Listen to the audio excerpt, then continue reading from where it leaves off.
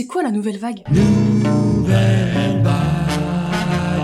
La nouvelle vague est un mouvement cinématographique de la fin des années 50. Il est poussé par les jeunes turcs des cahiers du cinéma, comme notamment François Truffaut, Jean-Luc Godard, Éric Rohmer, Claude Chabrol ou encore Agnès Varda. Il revendique un cinéma plus vrai, avec moins d'artifices, tourné dans de vrais décors et avec des histoires originales. La majorité des films d'avant Nouvelle Vague sont des adaptations d'œuvres littéraires, qu'elles soient classiques ou alors plus modernes. La Nouvelle Vague devient alors l'émergence d'un nouveau genre, le cinéma d'auteur. Mais alors, pourquoi est-ce qu'on dit Nouvelle Vague? En 1957, ce terme est utilisé beaucoup plus largement à la suite d'une enquête sociologique sur le phénomène des générations et n'est pas encore attribué au cinéma. L'appellation est ensuite réutilisée en 1959 pour désigner les films en compétition au Festival de Cannes la même année. Et c'est le CNC qui, suite à une campagne publicitaire, effacera le sens sociologique et fera adopter le terme Nouvelle Vague exclusivement au cinéma. Le Beau Serge, réalisé par Claude Chabrol et sorti en 1958, est considéré pour beaucoup comme le premier film de la Nouvelle Vague,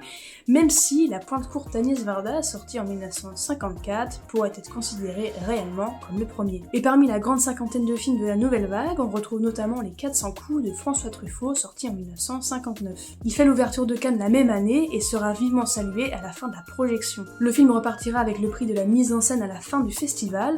Il met pour la première fois en lumière le jeune acteur Jean-Pierre Léaud dans le rôle d'Antoine Doinel, que l'on retrouvera ensuite 4 fois dans ce rôle dans la saga du même nom. Nous avons ensuite Un homme et une femme de Claude Lelouch, sorti en 1968.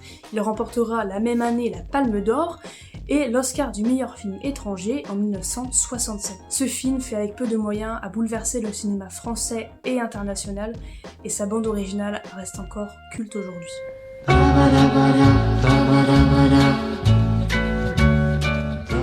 Et en dernier, La Jetée de Chris Marker, sorti en 1962. C'est un court-métrage de science-fiction réalisé presque entièrement en photographie, à l'exception d'une petite séquence de 5 secondes au milieu du film. Ce court-métrage est considéré comme un chef-d'œuvre et a reçu le prix Jean Vigo en 1963. Outre la révolution cinématographique, la Nouvelle Vague, c'est toute une génération d'acteurs comme par exemple Jean-Paul Belmondo, Anna Karina, Romy Schneider, Brigitte Bardot, Catherine Deneuve, Jean-Claude Brialy, et j'en passe. Et pour finir, en parlant de la Nouvelle Vague, comment ne pas parler de À bout de souffle de Jean-Luc Godard, sorti en 1960.